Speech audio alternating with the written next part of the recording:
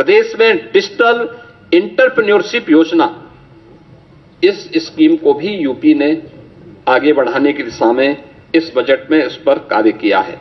लेकिन इन सभी पर हमें सफलता तब मिली है जब प्रदेश के अंदर उस प्रकार के वातावरण को बनाने में हमें सफलता प्राप्त हुई। खासतौर पर उसके लिए प्रयास किए गए रूल ऑफ लॉ, यही रियल ग्रोथ है, यही उसकी गारंटी है। यानी rule of law real growth की गारंटी है। हर व्यक्ति सुरक्षा की गारंटी चाहता है और वह गारंटी आज यूपी दे रहा है। सुरक्षा है, स्मार्ट पुलिसिंग है और त्वरित न्याय व्यवस्था। यह नागरिकों को भी और निवेशकों को भी, दोनों को सुरक्षित और एक भरोसेमंद वातावरण देने में एक बड़ी भूमिका का निर्वहन करता है। इससे प्रदेश में एम्प्लॉयमेंट क्रिएट हुआ है दोनों स्तर पर।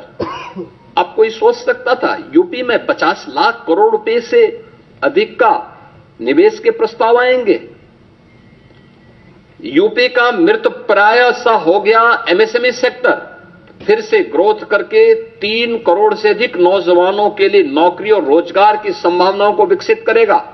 आज ये यूपी में संभव हो रहा है, आज ये यूपी में दिखाई दे रहा है, यूपी में हुआ है।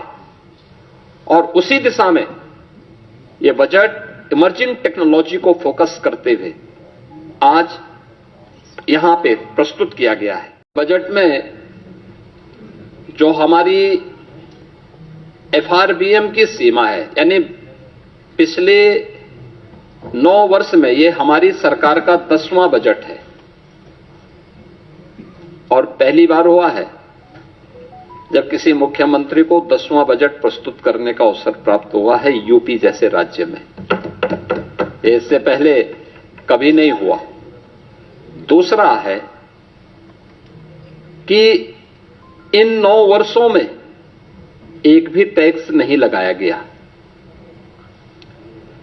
तीसरा है यूपी के अंदर जो भी कर चोरी थी, लीकेजेस थे, इन सबको रोक करके कुशल वित्तीय प्रबंधन के माध्यम से बेमारू राज्य से उत्तर प्रदेश को भारत की अर्थव्यवस्था का एक ब्रेक थ्रू के रूप में प्रस्तुत करते हुए रेवेन्यू सरप्लस स्टेट के रूप में